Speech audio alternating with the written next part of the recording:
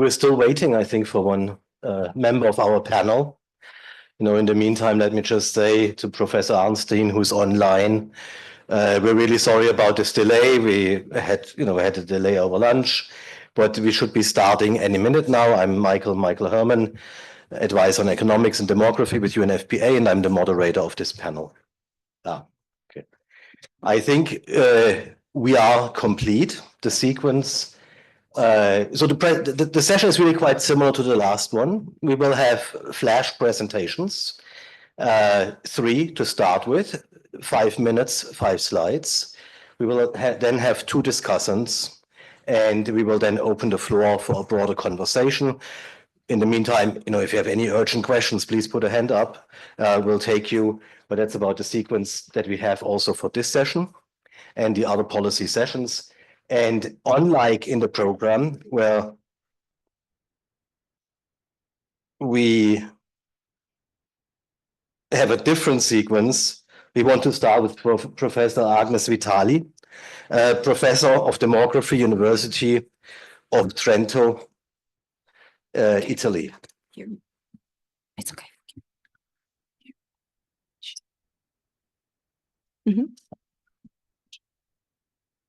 It's better like that. And as you're setting up, let me just tell you that we just learned that the weather that we have today outside, which is very mixed, it's sunshine, it's raining, it's storm, it's everything. That's the kind of weather you have when tigers marry, seemingly. So, yeah. Good afternoon, everybody. So my talk is going to be about supporting conditions for young people, mainly with a European view. Right, so let me start with some data. We know that social age deadlines for becoming an adult have been do vary quite a lot across genders and across countries. In these 3 panels, you can see the ideal ages when young people aged between 18 and 34 years old consider ideal becoming a cohabiter, starting living with someone, getting married, and becoming a parent. So you see women in orange and men in light blue. We see, as I said, that there are gender differences. For women, these social age deadlines are earlier than for men. And we see that there are country differences. So these age deadlines are earlier for Northern Europe and later for Southern Europe. And as an Italian, let me point out that Italy in this picture is consistently one of the countries showing the latest ages, ideal ages. Okay, so we know from past research, also from members who are here, people who are here in this group today, that these upper age limits for childbearing in particular, but also other markers of the transition to adulthood, like becoming independent from the family of origin, starting a union, a formal union, have been increasing over time across successive cohorts of young people. So this means, for example, that it is increasingly more acceptable to become a parent at later ages. And yet, like you can see in the pictures, young people still continue to perceive as ideal to become a parent or start a formal union during their 20s. So young people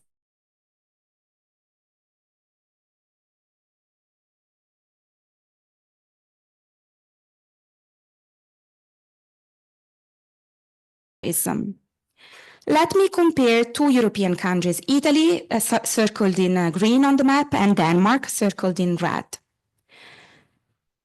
The mean age at leaving the parental home in Italy is 31 years among men and 29.5 among women. It is about 10 years earlier in Denmark, 22 among men and 21 among women. In addition to differences across contexts, there are also differences across groups. For instance, we know that young people coming from a low socioeconomic background, youth of low education, of migrant background, and those from sexual minorities are more disadvantaged in meeting their ideal ages and in experiencing their intention to achieve the markers of the transition to adulthood.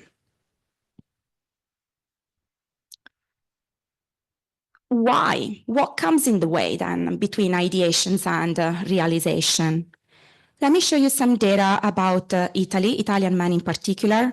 Among Italian men, the unaffordability of housing and difficulty in finding a stable job are among the top reported reasons for still be living with their parents in their late 20s, but also in their early 30s. The share reporting such difficulties are very similar. So structural barriers seem to be very important, and indeed, employment rate among young people aged 30 to 34 in Italy are considerably lower than they are in Denmark, for example, or other European countries, particularly among women, but not only. And this isn't really related to childbearing, as if you were to do the same ranking among childless people, you will find very similar results. Okay, so let me come to some future directions and recommendation. In contexts characterized by a late transition to adulthood, such as Italy, young people in their 30s aren't really very different from young people in their late 20s. So while it is understandable that countries like Denmark may operationalize the definition of young adulthood as starting from age 16 or 18 and ending until age 24, 29, this is less meaningful in countries like Italy, characterized by a late transition to adulthood. So policies that target young people up until age 29, like the Youth Guarantee Scheme have done in Europe, risk to leave behind a huge fraction of disadvantaged older youth. And particularly in contexts characterized by a late transition to adulthood, fertility policies should not only focus on fertility, this was mentioned in the morning already, but should consider the entire transition to adulthood. So the labor markets indeed remain precarious, so they remain pretty unfair to young people. So jobs are available, but not all of them are attractive. Not all of them are well paid, and not all of them allow young people to be economically independent from the family of origin. So policy efforts should be aimed at empowering young people to achieve the milestones of their transition to adulthood at the age of their choosing and under the conditions that they aspire to. So in a word, following the suggestion from the UNFPA Demographic Resilience Program. Let me conclude with a final comparison between Italy and Denmark. In Denmark, policies are targeted directly to young people, for instance, via low university tuition fees, availability of grants, housing support, support for job search, in addition to social aid and family allowances. Like in other Nordic countries, the social democratic welfare of Denmark provides an environment so that for young people to take risks, to become a parent, for example, even if there are uncertainty conditions in the labor market or in the housing market. The situation is very different in other countries that don't target young people directly, but maybe they target their family, their parents, for instance, via tax deduction, like in Italy. So with this, I conclude.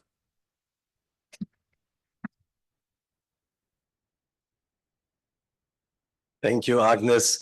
Let me turn right away to the second presentation that we have this morning. Okay, maybe read letters later. Thank you. Yes, Arnstein Aassve, he's professor of demography at Bocconi University. Arnstein, can I ask you to please give us your presentation? Thank you. Just bear with me one little second here, and I'm going to try to share my screen. And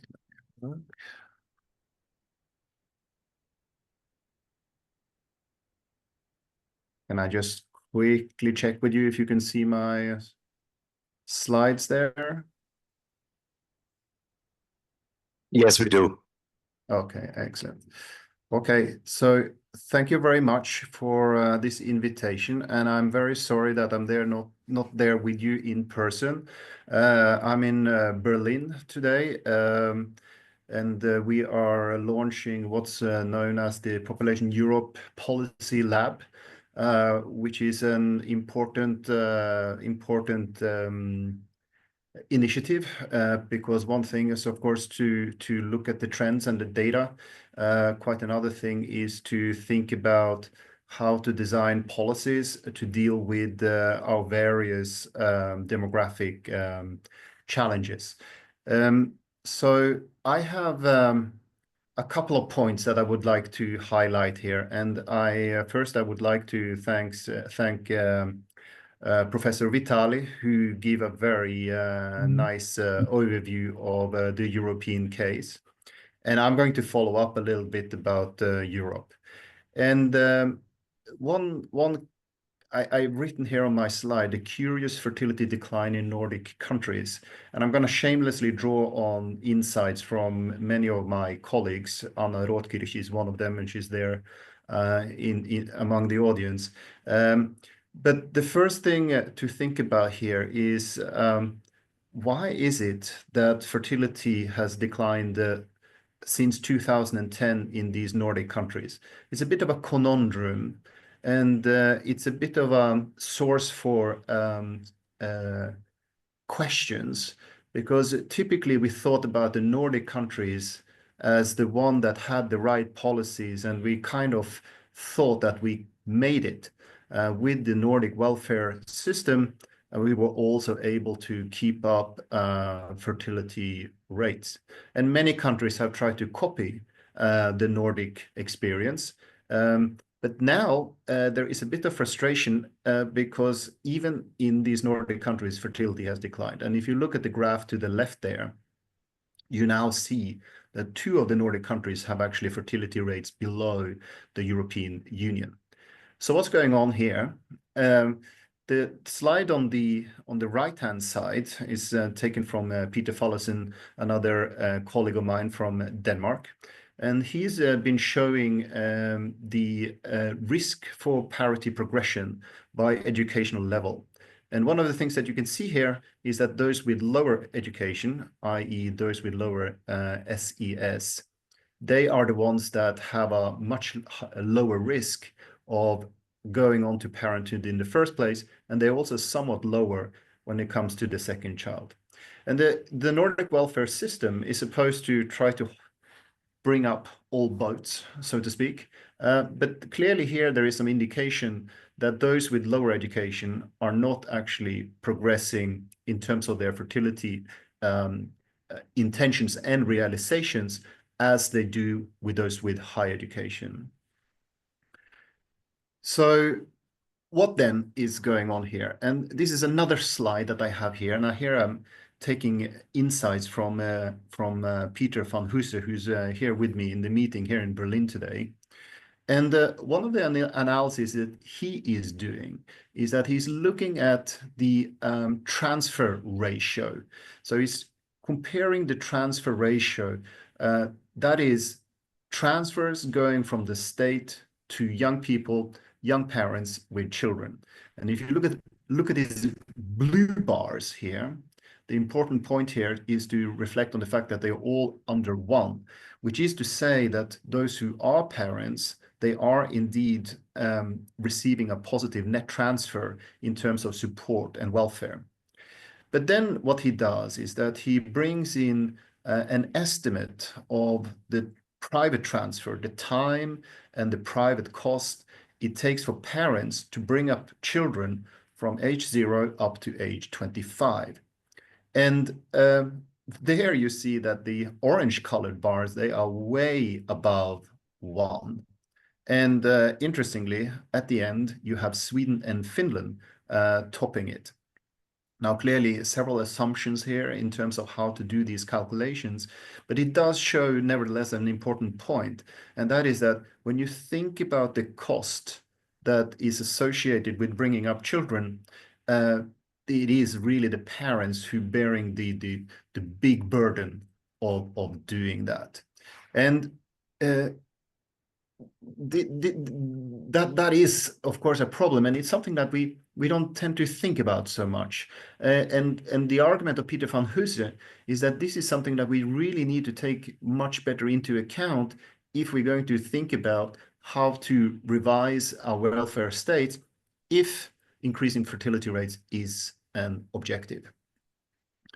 Now, the other point I wanted to make here in my little flash presentation here is what is going to happen now in the future here. You know, here's the age pyramid of Italy from 2023, and we know it, we all seen it, and it is quite dramatic. And essentially what we're going to see in the future here is that more of the welfare transfers are going to go to the older part of the population. Why? Because now we soon got the baby boomers going into retirement. And the one important question in this is that if you ask policymakers and politicians, what do they then prioritize? Are they able to keep supporting young people or not? So here's some indication of what is going on. This is some other colleagues of mine from Bocconi University. And what they've done here is that they looked at something called the Manifesto Project. And over time, they are trying to look at to what extent political parties are capitalizing on the fact that not only the population is getting older, but with an aging population, you also have an aging electorate. So they asked the question, to what extent are then political parties trying to lean towards the older population in terms of the kind of policies that they are proposing? And they've done this for different classes of political parties. And I think it's important to look at the Social Democrats here in more or less in the middle here. And so what they create here is what's known as the pro-young score. And they hold that up against the median age of voter. And as you see, as the median age of the voter is increasing, some of these political parties are actually giving more emphasis onto the older population. You see that when the curve is declining, that is to say that the score, the pro-young score, is actually declining. So the Social Democrats, there is no discrimination, so to speak. And then the Green parties, which are there on the upper left corner, that's one of the few that is actually targeting the young voters. For them, of course, that also means that the Green parties are remaining quite small, because now the proportion of young voters is decreasing. And so what is my conclusions and possible policy recommendation? So one thing is that I think if now there is an aim here to increase fertility rates, I think you do need to have a closer look at how welfare states are designed. And even the Nordic welfare state, it seems to me, is not actually holding up. This might now be because people are thinking perhaps more carefully through their life course what the actual cost is of bringing up children. Remember, this is not only about support to having young children. Once children are there, they're going to stay with you for a long time. And the transfers, the private transfers that you are paying to bring up your children is going to be there until they're are adults. This is contrasted with my very last point, and of course it comes up the question, to what extent do people now really want to have, let's say, 2 or 3 children? And there are some indication here that preferences are changing. So we have our study published earlier this year, where we use data both from Norway, from the United States, also from South Korea. And remarkably, the way people think about families are not that different, actually, from the Nordic countries to South Korea, Japan, and so on. But there are one important finding there, and that is that in terms of preferences for having more than 1 child is not that large. So I am basically throwing a few questions on the table here, and they are important questions, and I think we need to rethink these a bit more carefully. Thank you very much. Thank you, Arnstein. And let me turn to the next, the third and final flash presentation by Dr. Jang, yeah, okay, Deputy Director of the Bank of Korea.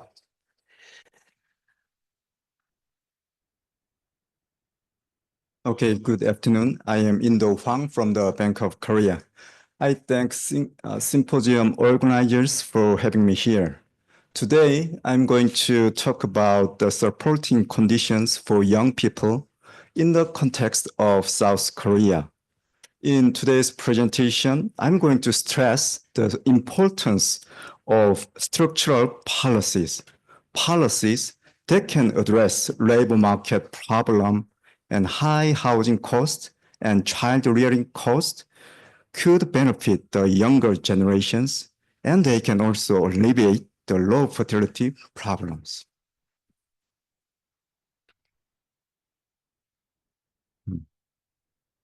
As you are all aware, South Korea's total fertility rate is the lowest in the OECD and the second lowest in the world after Hong Kong. Its rate of decline is the largest in the world. In 1960, Korea's fertility rate was about 6, but recently it tumbled to 0.7 births per woman. So studying South Korea's case is very important and meaningful, I think. In order to discuss supporting conditions for young people in Korea, the causes of low fertility must be identified. So to do that, in the Bank of Korea Economic Outlook published last year, my colleagues and I conducted various analyses to find out main causes of low fertility in Korea. We conducted analysis at multiple levels at the individual, provincial, and national level. We looked at statistics related to economic conditions of the younger generations and estimated various panel data models. The conclusion of the analysis was that the main causes of low fertility were competitive pressure, for example, fierce competition for high-quality jobs, and insecurity related to employment, housing, and child rearing. Regarding the effect of high pressure of competition on fertility intention, we could find that the desired numbers of children was significantly lower for young persons who had a higher level of self-report competitive pressure in a survey of 2,000 young Koreans. We also did cross-region and cross-country panel data analysis, and we could find that population density, this is positively correlated with competitive pressure in the provincial level analysis, had a negative effect. It had a negative effect on the subsequent fertility rate. These findings suggest the importance of competitive pressures as the determinant of fertility. And also, employment security was also important. Marriage intentions was significantly lower among unemployed youths or who had an unstable job. Parental leave was also important. The length of parental leave used, which is related to child rearing conditions, also affected fertility rate significantly in a positive way. Okay, then to propose policy analysis, my colleagues and I explored the fundamental causes of the insecurity and competitive pressure. We concluded that the root causes lies in deep structural problems of Korean society and economy, such as labor market dualism, high housing prices, and resource and population concentration in the capital region, and competition-oriented education system. So the image in the charts illustrate that the burden caused by these deep structural problems of Korean society is concentrated on the younger generation. That was our conclusion. For example, what is causing competition for high quality jobs and employment insecurity of young people? The first chart shows that the Korean youth employment rate is low relative to the OECD average. And the second and the third chart show that dual structure of the labor market is severe in South Korea, and that could be the root causes. Share of temporary workers in Korea is more than twice of the OECD average, as the chart in the middle shows. And the last chart shows that wage gap between regular workers and non-regular workers is widening in Korea. Although I cannot show the details, this deep structural problem in labor market is causing employment insecurity and fierce competition for decent jobs among young people. That is leading to delayed labor market participation and low employment rate in Korea. Okay, let me conclude. Of course, support must be provided to alleviate insecurity and competitive pressure for young people. But my point is that in addition to financial support for young people, policy responses must be combined with structural policies to address structural issues because they are the root causes. Okay, let me stop here and thank you for your attention. Thank you for your presentation. We have two commentators, and I would like to call on them in sequence. Mr. Eunsup Jang, he's of the Ministry of Health and Welfare of the Republic of Korea. And let me just say that he will also need to leave a bit earlier, if I understood this correctly. So let him go, but I hope all of you will stay. Yeah, Mr. Jang, you have the floor. 감사합니다. Thank you so much. Do I have 5 minutes or? Yes, Max. Okay. Okay. 오늘 이 행사를 주최해 주신 그 통계청하고 유엔 인구기금 그리고 삼국협력사무소에 대해 감사드리고요. 특히 오늘 주제가 그 청년층에 초점을 맞추어서 논의를 한 것이 저는 좀 특색 있다고 느껴졌고, 저도 오늘 이 코멘트를 준비하면서 조금 공부도 많이 되었습니다. 그래서 제가 이제 구체적인 내용을 저는 오늘 말씀드리고자 하는 거는 한국 정부가 그동안 저출생 문제에 있어서 청년층에 오늘 이제 세 분의 연장께서 말씀하신 게 주로 청년층들이 각국에서 어떤 상황을 겪고 있는지에 대해서 말씀을 해주셨고, 특히 우리 황 박사님 같은 경우는 한국의 맥락에서 그걸 말씀을 해주셨는데, 한국 정부는 그 청년들의 어려움들을 어떻게 인식을 해왔고 정부 차원에서 어떻게 대응을 하고 있는지를 조금 정리해서 말씀드리려고 합니다. 그 전에 먼저 발표해 주신 앞선 두 분 발표를 너무 잘 들었고요. 저희도 우리나라에서도 그 결혼한 나이들이 많이 늦어지고 있기 때문에 많은 청년에 대해서 지원이 필요하다는 점, 그리고 독립하는 것부터 직업을 갖는 것, 가정을 이루는 것까지 여러 가지 전환 과정을 지원해야 된다는 거, 저는 이거 인상 깊게 들었고요. 또 북유럽 국가에서 최근에 출산율 저하 추세에 대해서 말씀 주신 것, 그리고 앞으로 이제 고령층의 인구 증가 같은 부분에 대해서 어떻게 대응을 할지 고민해야 된다고 하는 것도 저는 인상 깊게 들었습니다. 그럼 이제 제가 좀 말씀드리겠습니다. 청년층이 어려움을 겪고 있고 결국 출산을 하지 않고 가정을 이루지 않는 그런 현상에 대해서 저희가 대응을 하기 시작한 건 사실 2000년대 초반입니다. 2000년대 초반 한국 정부는 저출산 고령사회 법이라고 하는 어떤 제도적인 근간을 만들고 나서 5년간의 중장기 계획을 세워가지고 이 저출생 문제에 대응을 해왔습니다. 한국 정부가 공식적으로 인구 조절 정책, 예를 들면 인구를 좀 통제하는 정책을 공식적으로 포기한 게 1990년대 중반이라서 조금 어떤 체제의 전환이 조금 늦었다고 저는 좀 보고 있는데요. 그 중에서도 또 지금까지 2005년에 저출산 고령사회 기본법이 만들어져서 저희가 지금 네 번째 5년짜리 중장기 계획을 지금 시행을 하고 있는 상황입니다.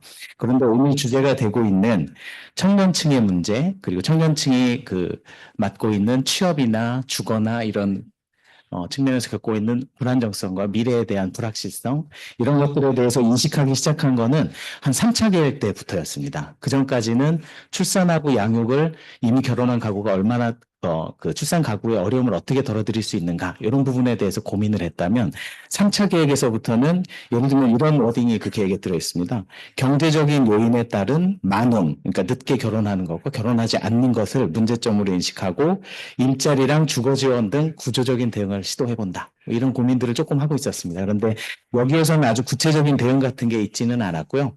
하나 좀 특징적인 거라면은 이 단계부터 저희가 정부에서는 어떻게 인식을 했냐면 저출생을 해결하기 위해서 많이 낳아주십시오. 이렇게 정부가 장려하기보다는 우리 청년들을 행복하게 만드는 것이 결국 저출생 문제의 근본적인 해결 방법이다. 이렇게 인식을 하기 시작한 어떤 변화가 보이는 조짐이라고 하겠습니다. 그리고 2020년에 네 번째 계획이 만들어졌고, 지금 이제 2025년까지 그 계획을 실행을 하고 있는데, 여기에서는 특히나 오늘 이제 전반적으로 말씀 주셨던 노동시장의 격차나 불안정, 교육 경쟁의 심화, 높은 주택 가격, 이런 것들을 좀 문제적으로 진단은 하고 있습니다. 그런데 안타깝게도, 이런 부분들에 대해서 아주 구체적인 해법들은 지금 우리 황 박사님 말씀해 주신 것처럼 구조적인 문제들이기 때문에 한두 가지 정책으로 해서 해결될 수 있는 것은 아닌 것 같고요. 여기에서는 뭐 청년층이 자립을 하거나 결혼을 하거나 출산에 이르는 여러 가지 이행 과정에서 그 어떤 삶의 경험들을 하나라도 놓치지 않도록 어떻게 지원을 할 수 있을까, 이런 고민들을 하고 있는데, 뭐 예를 들면 고교 소외화를 완화한다든가, 뭐 그렇게 하기 위해서 학생부 비교과 영역을 축소한다든가, 대학교 입학 전형을 개선한다든가, 그리고 뭐 주거 사각지대를 해소하기 위해서 청년 대상 임대주택을 공급한다든가, 임차 가구 부담을 위한 어떤 금융 지원을 한다든가, 이런 내용들이 들어있는데 아주 본격적으로 이렇게 대책을 추진하지는 못했던 것 같습니다. 조금 인상 깊게 볼 것은 저희가 6월 달에 정부에서 또 하나의 대책을 이제 발표를 했고요. 여기서 좀 특징적인 것은 인구 비상사태를 선포했습니다. 대통령께서 직접 나서서 지금 우리는 비상 상황이다, 이런 말씀을 하시고 좀 시급성을 가지고 대책을 발표했는데, 여기에 오늘 말씀 주신 여러 가지 통찰력들이 어느 정도는 반영이 되어 있다고 저는 생각을 하고 있습니다. 이 대책이 기존의 이제 네 번의 대책과 좀 달랐던 부분은 다른 부분을, 모든 부분을 다 해결하려고 하지 말고 일단은 세 가지에 좀 집중을 하자였는데, 첫 번째가 일가정 양립, 그리고 양육과 돌봄, 그 다음에 주거 지원 강화, 이 부분을 좀 우선 꼽았습니다. 이렇게 한 이유는 저희들 이제 25살에서 40살 대상, 우리 청년층 대상 설문조사 결과에 기반을 하고 있는데요. 한국의 경우에는 전체 응답자의 한 61% 정도가 결혼 의향이 있는데 경제적인 이유, 돈이 없어서 결혼을 못합니다 라고 응답을 했고요. 한 23%는 결혼 의향이 아예 없습니다 라고 했는데, 그 원인을 여쭤보니까 남자 같은 경우에는 주로 경제적인 부담을 예로 들었고요. 여성 같은 경우에는 가정에서 이렇게 가정일을 하다 보면 내 커리어를 제대로 쌓을 수 없기 때문에 나는 안 하려고 한다, 이런 응답을 했습니다. 거꾸로 말하면 이런 부분들을 해결하면 자연스럽게 그분들이 가정을 이루고 출산을 할 거라고 저희들은 생각을 했고요. 실제 이분 말씀을 드리면 아까 발표에서도 언급이 됐고 모든 나라가 어느 정도 비슷하다고 하셨는데, 이상적으로 원하는 자녀 수는 1.8명이었습니다. 그리고 이 대책에서 이제 가장 눈에 띄는 거 한 가지만 말씀드리고 저는 이제 말씀을 마치려고 하는데요. 구조적 문제, 그리고 중장기적 전략 하에서 이 문제를 해결해 나가야 되기 때문에 저희는 이제 이 업무를 추진하는 정부의 추진 체계를 조금 바꾸려고 합니다. 구체적으로 말씀드리면 인구 문제를 전담하는 부처를 하나 저희가 만들려고 하고 있고요. 이거는 우리가 부총리급으로 만들어서 다른 뭐 보건복지부나 교육부나 노동부 이런 부분들을 다 통할할 수 있게 만들려고 하고, 조금 더 구체적으로 말씀드리면은 이런 각 부서에서 저출생과 관련된 사업을 하는 경우에 예산을 재정당국이 심사하기 전에 미리 심사하도록 하는 그런 제도적인 장치를 갖췄고, 각 부처의 사업에 대해서 좀 평가하고 하려고 합니다. 그래서 이러한 장치들을 통해서 우리 청년층이 맞이하고 있는 구조적인 문제들, 이런 것들이 좀 해소되기를 기대하고요. 뭐 저희들은 0.72밖에 안 돼서 워낙 수치가 낮아서 그러긴 합니다만, 최근에 한 2개월 정도 연속으로 해서 전년 동기 대비 출생아 수랑 혼인 건수가 좀 많이 늘었습니다. 그래서 저희들이 한 10여 년 동안, 20년 동안 노력해도 별로 성과가 없었는데, 뭐 기저효과라는 말씀도 하시긴 합니다만 저희는 조금 기대를 갖고 있습니다. 그래서 이런 작은 불씨를 잘 살려서 출산율의 어떤 반등 추세를 만들어내기 위해서 노력하겠습니다. 감사합니다. Yes, thank you so much. And indeed, I think tomorrow the commissioner of KOSTAT said we might have news about the latest fertility estimates, official news, and there might be a small increase. So we will see. I related, of course, to us holding the Global Symposium for 8 years now in a row. But let's see. Ignacio Pardo, he is a professor at the University of the Republic of Uruguay, and he's our last discussant in that session. Ignacio. Thanks, Michael. Well, it's a big honor for me to be here. I just wanted to say a few words on uncertainty. That's a difficult word to pronounce, uncertainty. And then ask a few questions to representatives out of curiosity for some points that they made. First of all, I think that we should be at ease with the idea that children will always bring some stability and some uncertainty to our lives. In some way, they will shake our well-being and our transition to adulthood. Maybe the question is how much a child costs, or what does it take to be a parent, as Thomas said earlier today. And that question can be examined from various perspectives, as we all know, from direct costs, opportunity cost, and what we are talking now, the broader impact on a sort of certainty threshold, because above that threshold, uncertainty becomes somehow intolerable, and we tend to delay those long-term commitments, such as childbearing. But uncertainty emerges as a critical factor, not in an emptiness, but in the context of intensive parenting. So we need to understand parenting styles as well to answer the question on reproductive decisions based on certainty or uncertainty in the transition to adulthood. So most studies have focused on unemployment or employment uncertainty, being unemployment one of the main sources of uncertainty and one of the main factors that we tend to consider when we delay parenthood. That's a very material, very objective reality. But also it has to do with certain perceived uncertainty, subjective fears about economic stability or employment stability. So that's another point that we need to take into consideration, and all that narrative of the future framework that was also mentioned before. So this uncertainty factor is also influenced by the context. And we know that for same level of uncertainty,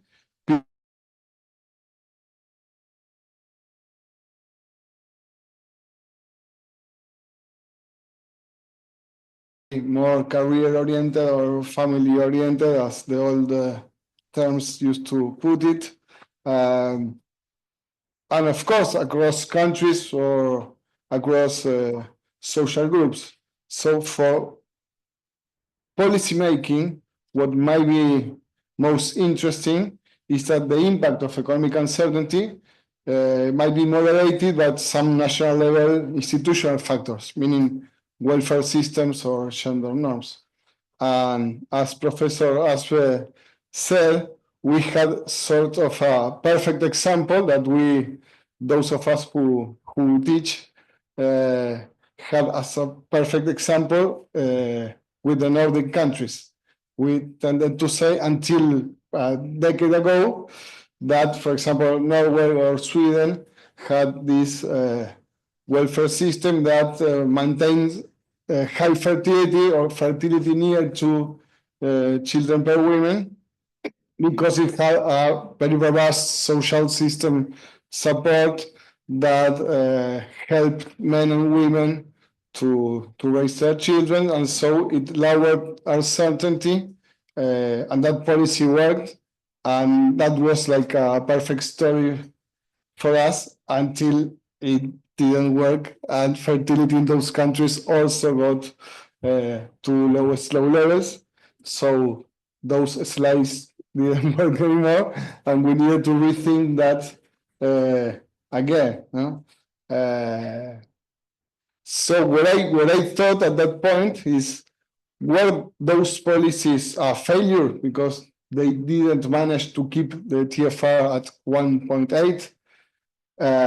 My short answer is that no, they were not a failure because they achieved other goals, and that made me think of a way of thinking about those policies,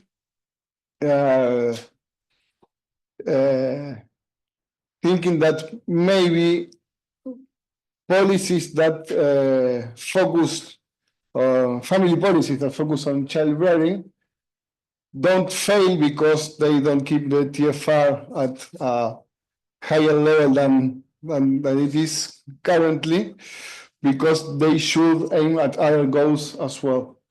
And those family policies, counterintuitive as it may sound, can succeed even if they don't move the TFR at all. Because in low fertility settings, the welfare of the children, of the mothers, and the fathers is as important a goal as raising fertility. I know it sounds strange in a low fertility symposium like this, but I guess that's the right way to think about that, right?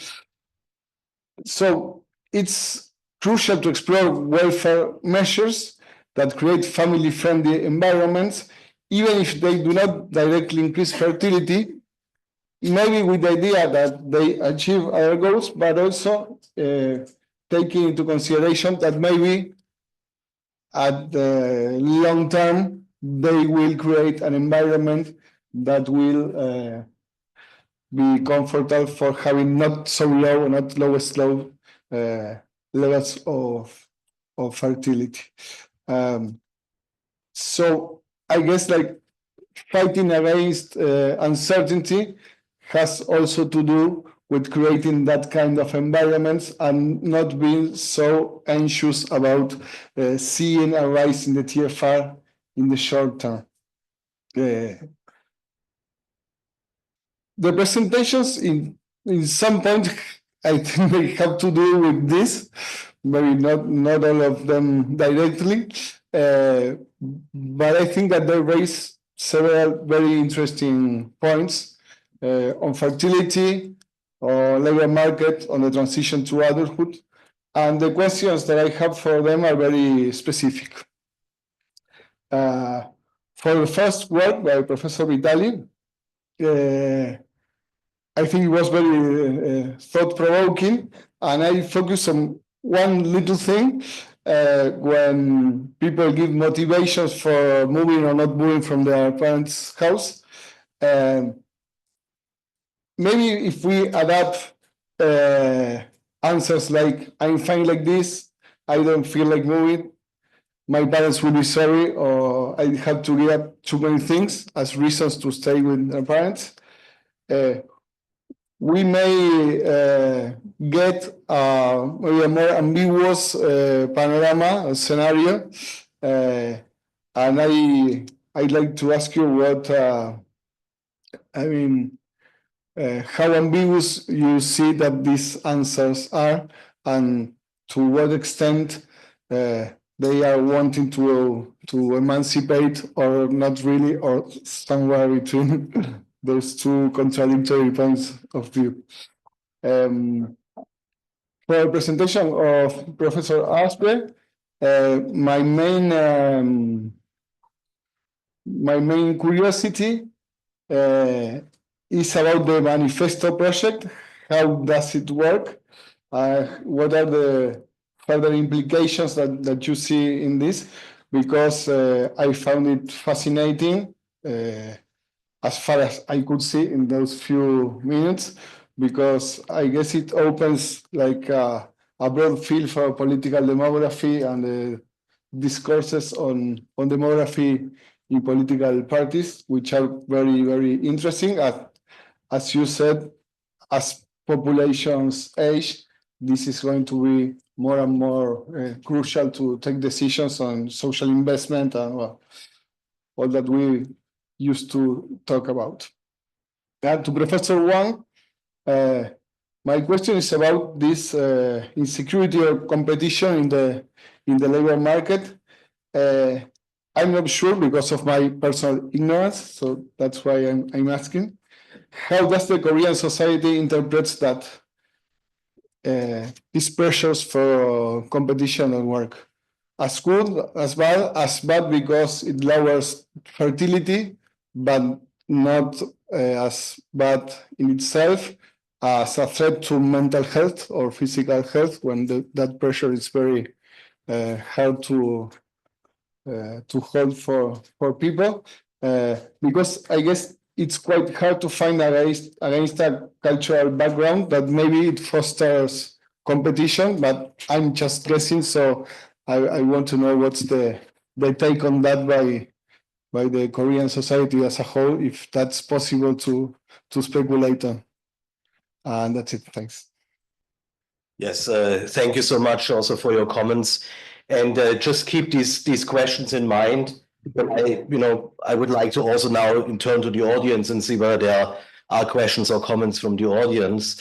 But maybe back on your points about the Nordic countries. I think it's important, of course, to realize, yes, as Thomas was saying in the morning, all these policies have multiple objectives, an increase in fertility being just one of them. Yeah.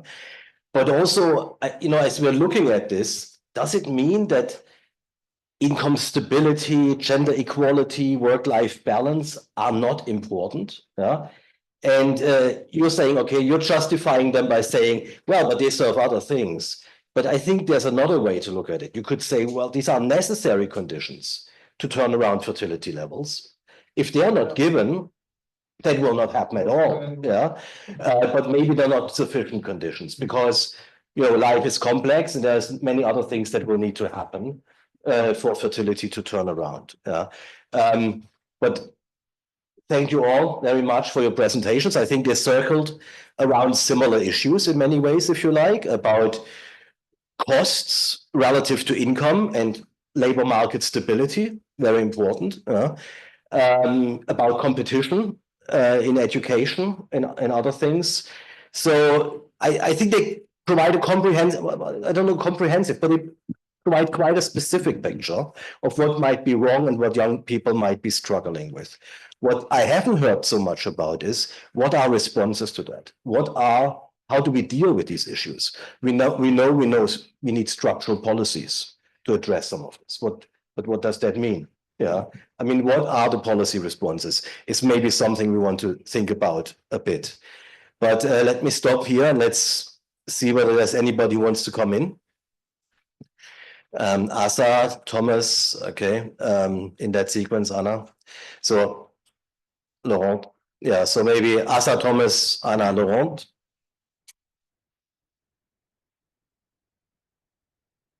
And then maybe we go back to you here. Yeah. Thank you. Very interesting, and you have covered a lot of ground.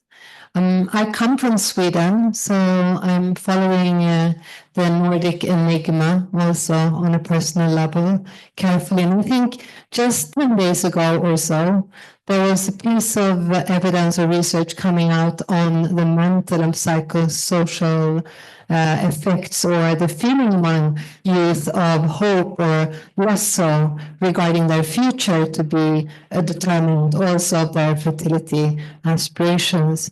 I didn't see that perhaps psychological or sociological aspect covered in your research. It would be very interesting to hear more about that. Thank you. Thank you, Thomas.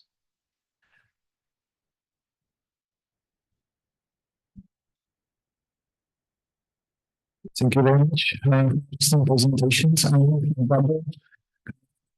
which I can pick up later on. One thing is that we've discussed a lot on structural issues, but how much of these pressures and uncertainties are linked to different cultures? The fact that Italians are staying at home so late with their parents, it's not just structure. It's also something to do with Italian culture. The fact that Koreans feel so much education pressure and that they spend so much money on education. It's not just the structure, it's also something about Korean culture. And it's a very difficult issue to address with policy. So what kind of policies can we have when culture is not conducive for young people to become parents because it expects them to do certain things which they are not willing to do, so they are rather staying with their mom at home or childless without a partner. Thank you, Anna.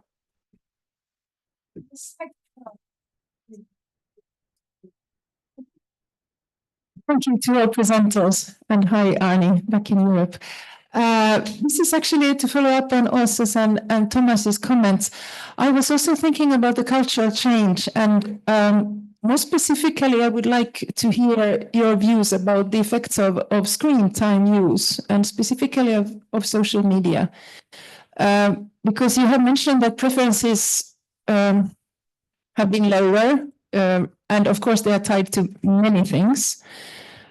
But one possible explanation, I mean, preferences do not arise out of nothing. And one possible explanation, both to the lower fertility preferences and maybe also to the opting out of marriage and partnerships by young men and young women, could be related to screen time use on social media. Thank you. Thank you, Laurent.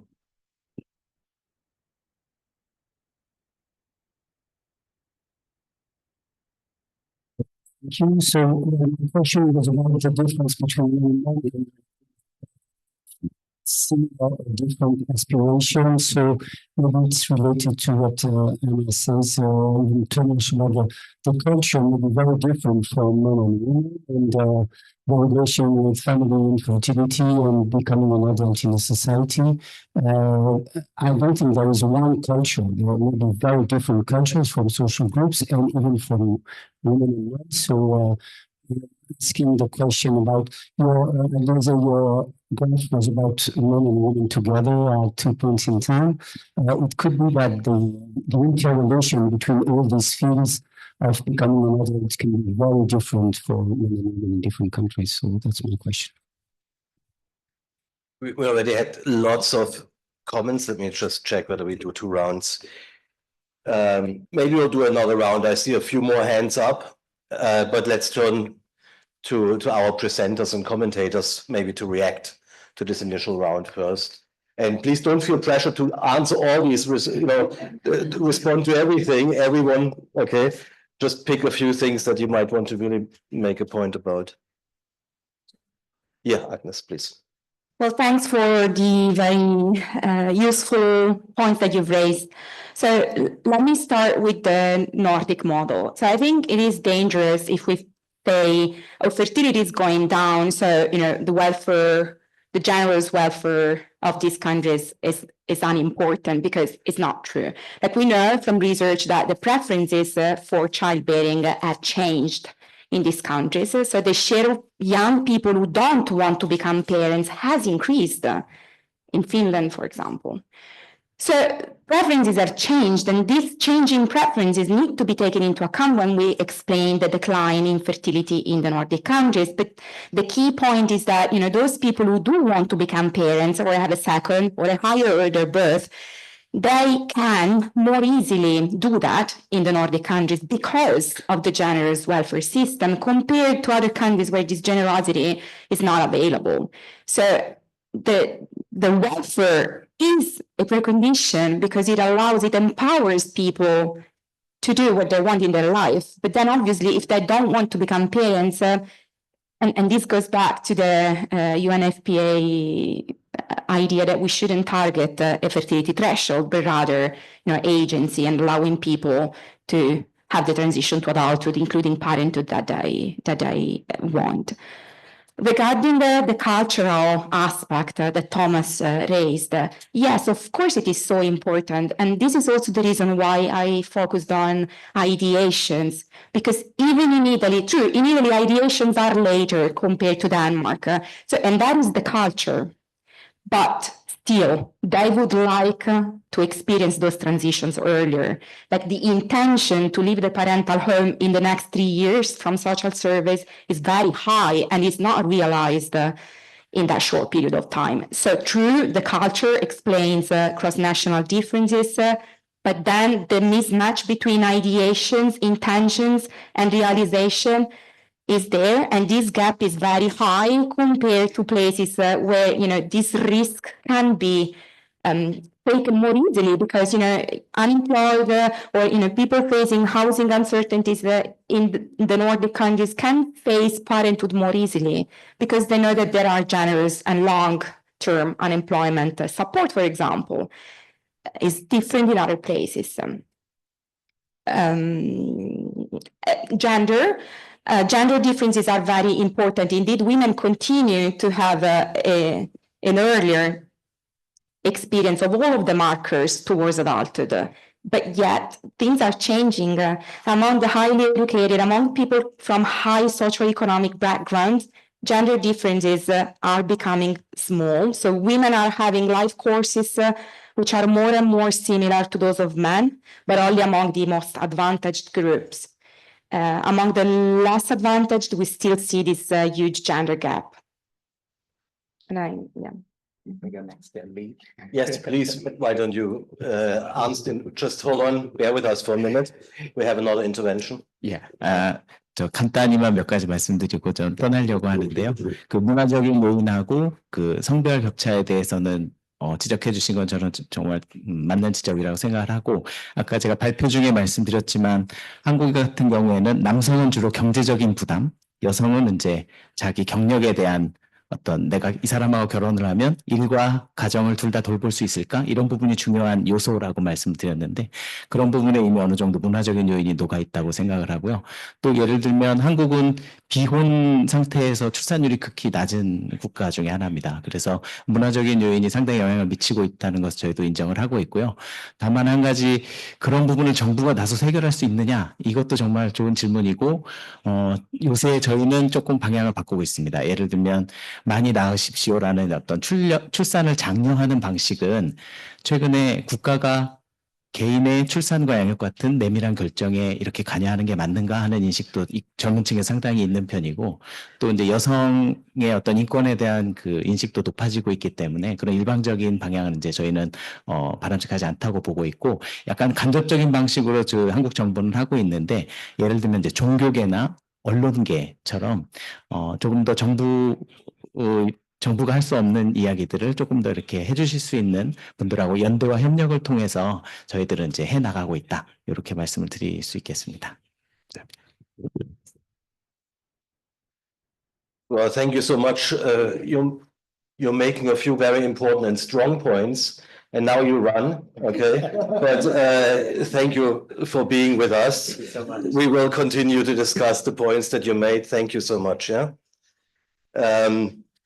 Let me turn to you, Arnstein, for any reactions that you might have to the comments that were made, questions that were raised. Yeah, thank you. Many interesting comments here and questions. I'm not going to be able to answer to all of them. I think one issue that comes back here, Thomas is mentioning the issue about culture and as opposed to structure, and the problem here is that it's at least empirically very difficult to identify what is culture and what is structure. And the way I think about it is that how useful is it actually to try to split the two of them? In Italy, if you think about the correlation, actually in Europe, if you think about the correlation between the age at leaving home and the rate of NEET, i.e. young people not in education, in employment or in training, the correlation is very, very strong. And if you think about Italy, you see the youth unemployment rate is very high. you have a, relatively speaking, a low proportion of young people going on to tertiary education. And then the labor market for young people is particularly difficult, and with the unstable contracts and low income. So what do you do? Well, a coping strategy is simply to stay longer with in the parental home, because that's where you get the support to actually to maintain yourself when you are young. So it's hard. It's hard to sort of say, okay, how important is culture and how important are structural elements here? And I think in terms of the policy, one would need to try to put in place design policies that help young people to get onto the labor market earlier, and also to have a sense where there is a returns to education. And unless you do that, then you're going to keep going on as it is with these lots of people staying at home simply because they can't afford to stay on their own. Now, clearly, there is a north, if you think about Italy, there is a north-south gradient on this, but it is nevertheless very difficult to distinguish the two. One other thing I wanted to point and put on the table here, coming back to my presentation. So one of the things, I'm always thinking back to the paper by Ryder in 1965, where he thinks about the young cohort being a source for renewal in society. And when you look at the age pyramid today, incidentally, Ron Lestager's idea about this was that it was being accelerated because there were so many of young people, like baby boomers, like me when I was young. But now when you look at the age pyramid, it's a very, very different story, and we are basically on uncharted territory. But one thing I think is going on when you think about possibly explaining fertility decline in Nordic countries is that there is an inequality story going on, and some have been arguing that, well, the young generation today has become an inheritance generation. So your life as a young person today is going to be way more dependent upon the resources of your parents. And I think, in fact, this is also happening in Nordic countries. If you think about house prices, and for sure there's going to be a house crisis coming soon here in Europe for young people, then it is incredibly difficult to get a job and to move to those places that are most attractive, as for example, big cities. But if you have a parental generation who grew up and were on that property boom that has happened, then you're going to be okay. So I think these are very important structural elements, and again, how much of it is culture is hard to tell. Last about the manifesto project. I think this is very interesting. And when my colleague was doing the analysis, of course, the outcome is obvious. As the population is aging, the electorate is aging. Are you going to collect vote? What do you do? Well, you go for the older part of the population because they are more numerous, simply. So, and you could even argue, I don't have the empirical evidence for this, but you could argue that those political parties that are better at targeting the older population, they are the ones that are going to get more votes. And the preliminary results would suggest that those in the center left, center right, they haven't been doing this, whereas those on the leaning more to the right, they have been doing it very actively. But it opens very big questions about how are we going to help young people if it is going to be the case that politicians are targeting the older population. And someone asked about, what do we do about this? And I think for many of these big demographic processes that are happening that has such big consequence and impact on our societies, I think it's very important to think about to what extent are you able to take those kind of policies out of the usual political cycle. Think about it. If you're going to be re-elected, what do? Well, you you try to collect as many votes as you can without necessarily thinking about the long-term nature of these demographic processes. There were some other questions, but I can't quite remember now. But these are my answers. Thank you. Well, no, thank you so much. I think a couple of really important points. One, if you look at a young person in Berlin, for example, and their income and the rental prices, that young person will not be able to afford a small apartment in Berlin. Yeah, alone. That's the reality. Yeah. So I think it's an important point. Another one that you're making, whether it's deliberate or not that conservative parties target older persons, but age comes with a conservative mentality many times, and there is a natural merger, and parties try to serve the masses, right?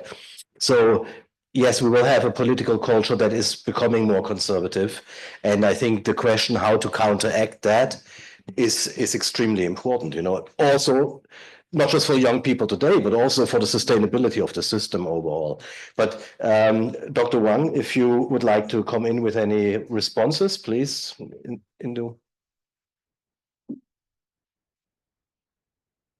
저는 앞에서 말씀해 주신 먼저 노동시장에서의 경쟁과 관련해서 한국의 상황에 대해서 여쭤보셨기 때문에 그 부분에 대해서 먼저 답변을 드리겠습니다. 일반적으로 경제학에서는 경쟁은 상당히 좋은 것이다. 한 사람의 포텐셜을 끌어올리고 그리고 효율성을 높이고 그렇게 해서 좋은 것이다 라고 보고 있습니다.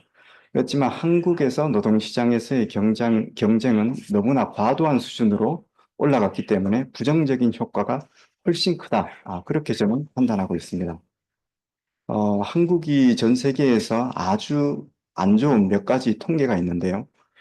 행복도가 보통 한 30여 개 국가 비교를 해보면 그 중에서 가장 낮거나 제일 아래에서 바로 위에 있습니다.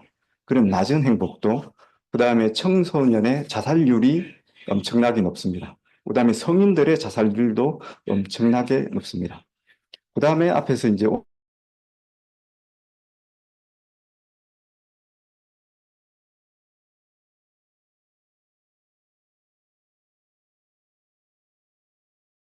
합니다.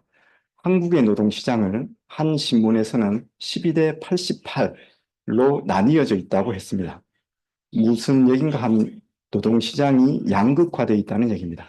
12% 정도의 근로자들이 정규직 그리고 정규직 그리고 대기업에서 일하고 있고 나머지 88%는 중소기업이든지 아니면 비정규직 일자리입니다. 결국에 한국의 청소년들은 이 좋은 노동시장, 12%의 좋은 노동시장에 본인이 첫 직장을 얻지 못하면 본인의 인생은 실패한 것이다. 그렇게 생각을 하고 있습니다. 그 이유 때문에 그렇게 좋은 일자리를 얻으려면 어떤 시그널을 기업체에 보내야 되다 보니까 본인이 좋은 학교를 가야 됩니다. 좋은 학교를 이제 가야 되는데 모든 학생들이 이제 그것을 원하다 보니까 학교에서의 경쟁이 엄청나게 높고 부모들은 또 이제 본인의 자식들이 더 잘 되기를 원하는 마음에서 그것을 위해서 엄청나게 학원비를 쏟아붓고 있습니다. 그래서 어떤 노동시장에서의 경쟁이 교육에서의 문제 그리고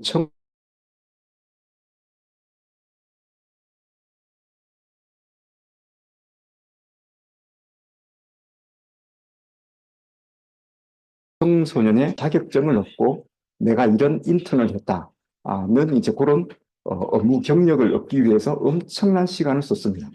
그러다 보니까 노동시장에 진입하는 연령이 점점 올라갔습니다. 그래서 노동시장 진입이 늦어지다 보니까 결혼하는 연령도 늦어집니다. 한국의 평균 초혼 연령이 34세입니다. OECD, 33세입니다. OECD 국가 중에서 가장 늦습니다. 그래서 이제 결론만 말씀드리면 노동시장에서의 경쟁은 과도한 수준이고 이것이 저출산과 여러 가지 행복도 저하, 교육에서의 과도한 경쟁, 청소년들의 스트레스로 이어지고 있다. 저는 그렇게 보고 있습니다. 그 다음에 또 한 가지 한국적인 맥락에서 말씀을 드리자면 문화에 대해서 아까 말씀을 해 주셨습니다. 앞에서 보건복지부에서 오신 장은섭 그 사무관님 말씀하신 대로 이렇게 한국에서는 비혼 문화, 비혼 결혼을 하지 않으면 아이를 가지지 않는 그런 문화가 있습니다. 그런 요소도 있고, 제가 추가하고 싶은 포인트는 유교 문화, 그리고 입신양명, 본인이 출세하는 것이 가장 중요하다고 생각하는 문화, 이런 문화가 상당히 저출산에 부정적인 영향을 끼치고 있다. 그렇게 생각을 하고 있습니다. 유교 문화는 한국, 중국, 일본이 다 같이 비슷하게 가지고 있습니다. 그런데 세 나라 다 저출산으로 어려움을 겪고 있습니다. 그래서 제가 본 한 2017년도 문화는 이 유교 문화, 특히 입신양명, 출세를 중시하는 문화가 한중일의 저출산의 한 원인 중에 하나다라고 한 퍼블리시된 페이퍼를 봤습니다. 그래서 특히 한국은 체면을 중시하고 내가 어떻게 만족하냐 보다는 다른 사람에게 어떻게 보여지냐라는 것을 중시하는 그런 문화가 있습니다. 그래서 이런 것들이 상당히 저출산에 부정적인 영향을 미치고 있다고 생각을 합니다. 앞에서 SNS에 대해서 말씀이 언급이 나왔는데요. 그 부분 관련해서도 저도 사실은 개인적으로 SNS, 특히 청소년들의 SNS 사용을 규제해야 된다고 생각합니다. 그것이 저출산에도 일정 부분 영향을 미치고 있다고 생각을 합니다. 청소년들의 인스타그램 사용률을 국제적으로 비교한 통계를 봤습니다. 가장 높은 나라가 어딜까요? 예상대로 한국입니다. 그래서 인스타그램은 특히 자신의 생애의 가장 행복한 순간, 좋은 순간, 그것들을 친구들한테 보여주고 자연스럽게 그것을 비교하게 되었습니다. 한국은 특히 인구 밀집도가 엄청나게 높습니다. 높기 때문에 가까이 서로 이렇게 붙어서 살기 때문에 서로 비교하기 쉬운 그런 물리적인 공간을 갖고 있는데, 그런데 더군다나 이 SNS를 통해서 더욱더 비교하고 하는 문화가 발달을 했습니다.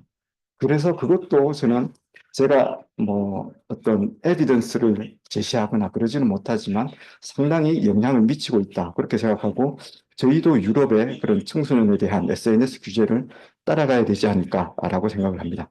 세 번째 마지막으로 말씀드리고 싶은 것은 남녀 간의 차이, 문화라든지 그것의 차이에 대해서 질문이 있었는데요. 예, 저희가 2022년도 청년 2,000명에 대해서 서베이한 결과를 보면 남자와 여자 간의 어떤 문화적인 차이, 그리고 결혼을 바라보는 시각에 대해서 상당한 차이가 있었습니다. 일단 미혼인 청년 1,000명을 대상으로 했을 적에 결혼을 할 미래에 결혼할 생각이 있는지 물어보면 남녀 평균적으로는 결혼할 생각이 있다. 47%로 나왔습니다. 그런데 이것을 남자, 여자로 나눠보면 남자는 결혼할 생각이 있다. 54%, 여성은 40%에 불과했습니다. 그래서 남녀 간의 이런 격차가 크고, 그러면 결혼하지 않는 이유에 대해서 한번 물어봤습니다. 남자에서 결혼하지 않는 이유 1순위로 나온 것은 결혼을 하고 싶지만 경제적인 여건이 허락하지 않아서 일자리 문제, 주택 문제, 그것을 1순위로 꼽았습니다. 여성들은 1순위로 꼽은 것이 달랐습니다. 결혼할 생각이 없다. 싱글 라이프를 선호한다. 이것을 결혼을 원하지 않는 가장 1순위로 꽂았습니다. 그렇게 해서 어떤 여성은 조금 더 선호의 문제로 지금은 이제 상당히 이제 변화하고 있고, 남자들은 하고 싶지만 어떤 경제적인 여건이 허락하지 않아서 라고 얘기를 하고 있습니다. 이 정도 코멘트 드리겠습니다. Yeah, thank you so much. I think you should have asked the women one more question. Why they prefer single life, you know? So, because I think it's why do they prefer single life? That would take us maybe to one of the problems that we have. Yeah. And I think of the many reasons that have been mentioned for why younger people might not want to have children, I think there is a few that we kind of know how to respond to in terms of policy. let's say labor market insecurities might be difficult to do away with, but if you had social protection systems, maybe it could smoothen the effect of labor market volatilities, if you like, okay? Expensive housing, you could subsidize housing in one way or another, okay? It's possible. How do you address the issue of this extreme competition in education? Yeah, I don't think it's something that we think about. We all look at this and say, "Oh, this is a problem. Yeah, it's not good." But what do you do about this? Because it's inflationary, it's complicated, and I think it's an important structural factor that needs addressing. But Ignacio, you, and then I want to open for another round of conversations. We don't have all that much time. This is very interesting, but mine is a very simple comment. I guess that we were, and maybe we still are, quite obsessed with number 2, with TFR2, to children per women. And we tend to argue that there is a gap between ideal and realized fertility, and that's a window of opportunity to foster some kind of policies that might bridge that gap.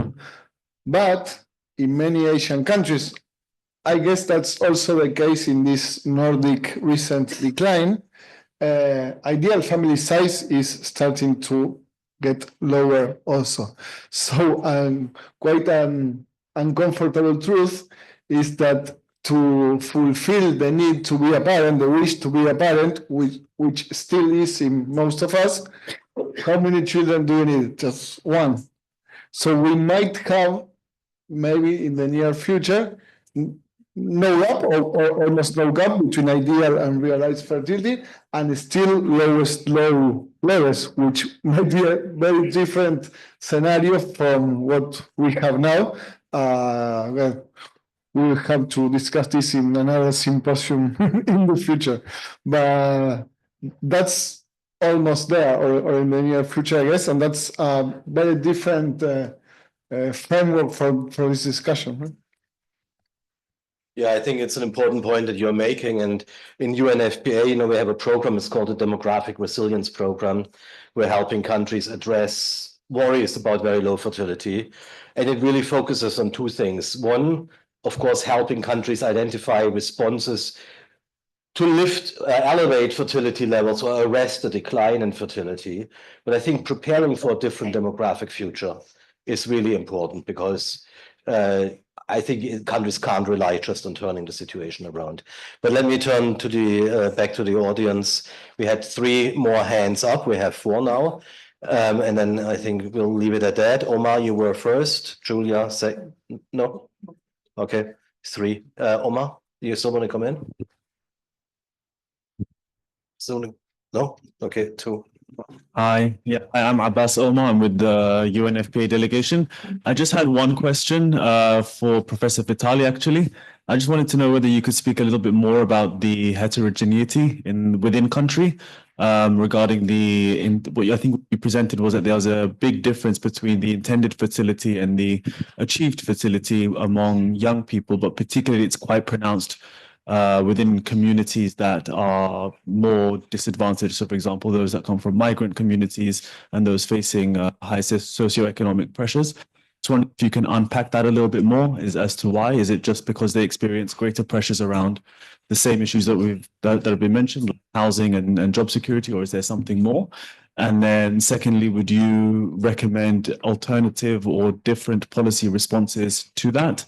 And are there different markers of adulthood in those communities that could be considered? So just if you could unpack some of that. Thank you very much, Anna Kurowska. I have a question to all of you, actually, not only for Korean context, but also for context of other countries, also European ones. To what extent do you think that the reason for which some women do not want to marry, do not want to form a relationship, they prefer to stay single, and therefore this could be one of the reasons of lower fertility, is that many women are polarizing in their attitudes toward all different things, political attitudes, for example. What we are seeing now in Poland is that I don't know if it's the reason of low fertility currently, but we see clearly that women are becoming more and more progressive, while men are becoming more and more conservative. So there is this, polarization of attitudes to our different aspects of life, also political approaches. And that's the first question. So to what extent this could be a reason in Korea and also in other countries, Italy, for example? And the second question is, what do you think, do you know any studies about the role of dating apps?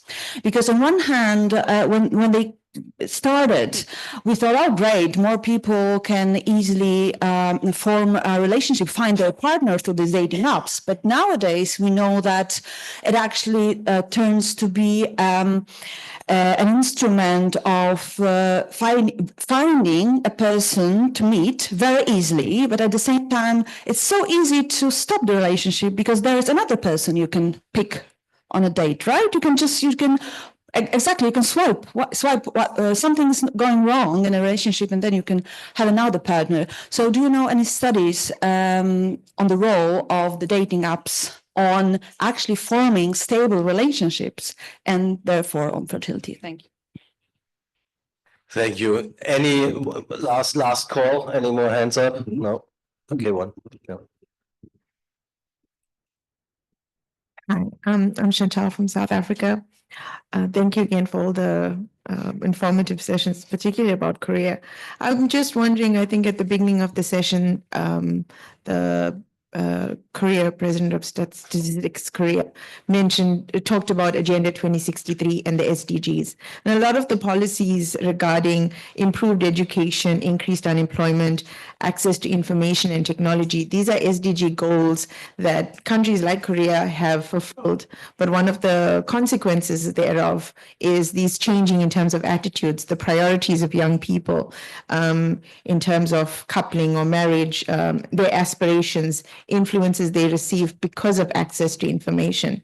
And obviously then thereafter the consequence is lower fertility. So when we are developing policies that, for example, SDGs, we want to achieve these goals, they have unintended consequence of lower fertility rate. And when you start to create more policies and to sort of deal with the unintended consequences of other SDG goals, how does one sort of balance that out and take care or sort of contemplate of the unintended consequences again that might occur? Yeah, thank you. I think that's also really an important point, and it's something that we also in UNFPA thought a bit about. Of course, as you're making progress towards the SDGs in development, educational attainment of women, gender equality, this will have feedback loops, of course, right? I mean, this will affect fertility desires, fertility decisions, as we know. Yeah? I mean, Yasser Wittgenstein-based population projections on education, so educational attainment.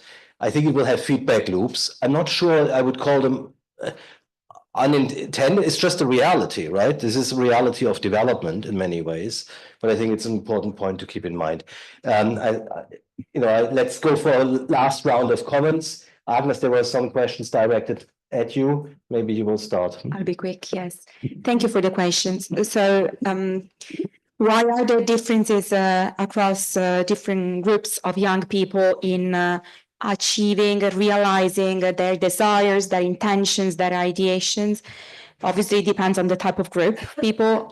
So the economic disadvantage is clear, no? Coming from a family with resources or no resources, having via attaining education your own resources equips with economic possibilities and therefore economic independence to experience the whole transition to adulthood. So that's obvious. You mentioned the sexual minorities. Obviously, for this group, LGBTQ plus individuals, there's an issue of the partnering market, which is smaller. But then also disadvantages linked to discrimination, which also apply to youth of migrant background. So obviously, there are several explanations. And I think that the partnership market is important also to answering Anna's questions or points about social, about dating up, and more generally, gender differences really. Because we know, we've talked about this also in the morning, that women are on average more highly educated than men across all of the OECD countries. So obviously progressiveness also goes hand in hand with higher education. So there's no surprise that at the aggregate level, women and men are departing in terms of their visions and preferences regarding also fertility. And so the partnership market is changing very much, but fertility is true. Some countries allow access to medically assisted reproduction to single women, many don't. But nevertheless, this is a tiny minority of births due to single mothers or same-sex couples in general. So partnership still is very much, stable partnership still is very much the main arena for becoming a parent and having another child. So obviously, changing preferences across genders relate to finding a partner. So that is an important mediator of the relationship with childbearing, I would say. Thank you. And I see that Arnstein dropped off. So maybe Dr. Hwang, if you would like to make final comments. 예. 먼저 선호가 저출산에 미치는 영향에 대해서 말씀을 드리면, 한국의 많은 여성들이 왜 싱글 라이프를 선호하냐? 저는 이것은 많은 여성들이 결혼은 불합리한 게임이다, 불공평한 게임이다라고 생각하는 경우가 많기 때문이라고 생각합니다. 실제로 머사이어스 덥케 교수님과 킨더만 교수님이 쓰신 결혼에 관한 바게이닝 모델에 따르면 결혼은 어떤 협상의 과정입니다. 그래서 남녀 간에 협상을 해서 그 협상이 성사가 되면 결혼에 이르고 깨지면 협상이 이르지 못하면 결혼을 하지 못합니다. 근데 한국에서는 결혼을 하고 난 뒤에 어떤 육아라든지 여러 가지 가정 일의 부담이 여성에게 집중되는 문화를 가지고 있습니다. 한국은 아주 가부장적인 문화를 가지고 있고, 그리고 남성 중심의 문화를 가지고 있습니다. 그리고 어떤 시댁 문화라는 것이 있는데, 여성이 시댁에는 항상 공손해야 되고 잘해야 되고 어떤 그런 문화를 가지고 있습니다. 그래서 많은 젊은 여성들은 사실 지금은 여성의 말씀하신 대로 교육 수준이 많이 올라갔고, 남녀 간에 서로 똑같이 잡을 가지고 일을 하기 때문에 업무 부담에 있어서는 똑같은데, 가정에 와서는 가정 가사는 여성들만 해야 된다, 그것은 불합리하다, 불공평하다, 그렇게 생각하고 있습니다.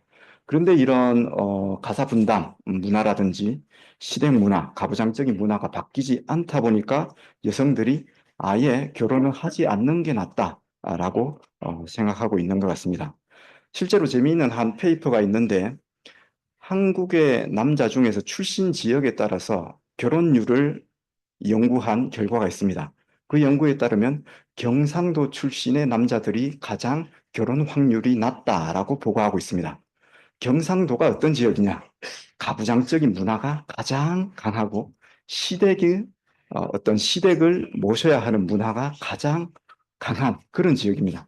그 지역 출신의 남자들은 결혼하기 힘들다는 거죠. 대부분의 많은 여자들이 그 결혼 제안에 대해서 거부를 하기 때문이다. 저는 그런 바게이닝 모형에 따른 결과라고 생각을 하고 있습니다. 그 다음에 두 번째로, 교육에서 경쟁을 어떻게 낮출 것인가. 마이클 헤르만 박사님께서 말씀해 주신 내용에 대해서 답변을 드리면, 근본적으로는 노동시장에서의 양극화를 해결하는 게 근본적인 해결책이지만, 이건 너무 오랜 기간이 걸리고 단기간에 달성하기 힘듭니다. 그래서 한국은행에서 최근에 저희가 제안한 것이 있는데, 상위권 서울대, 연고대 대학에서 대학생 신입생을 뽑을 적에 고등학생 지역별 고등학생 수에 비례해서 뽑자. 그래서 어떤 강남 지역의 학생들이 탑스쿨에 가는 비율이 한국에서는 엄청나게 높습니다. 그 비율이 고등학생 수 대비 강남 출신의 학생들은 서울대, 연고대 입학 비율이 다른 지역에 비해서 한 4배 정도 높습니다. 이런 어떤 리소스가 그리고 학원이라든지 그런 교육 여건이 특정 지역에 집중되는 문제, 요걸 좀 막고 좀 더 공정한 경쟁이 되게 하기 위해서는 지역별 학생 인구수에 따라서 이제 탑스쿨들이 학생을 뽑아서 조금 학생들이 여러 지역에 이렇게 분산되고 그리고 어떤 서울의 리소스가 그리고 좋은 인력이 집중되는 문제가 있는데 이것도 좀 지역 쪽에도 다른 사람들이 아이를 좋은 학교에 보내기 위해서 좀 더 이렇게 분산하는 효과를 이제 가지고 와서 지역 균형 발전도 조금 모색하고 어떤 공정한 경쟁도 유도하고 그래서 경쟁을 좀 낮춰야 되겠다. 그런 한 가지 아주 작은 베이비 스텝이라고 저희는 생각하고 있지만 그런 변화들을 계속 시도해야 된다. 그렇게 생각하고 있습니다.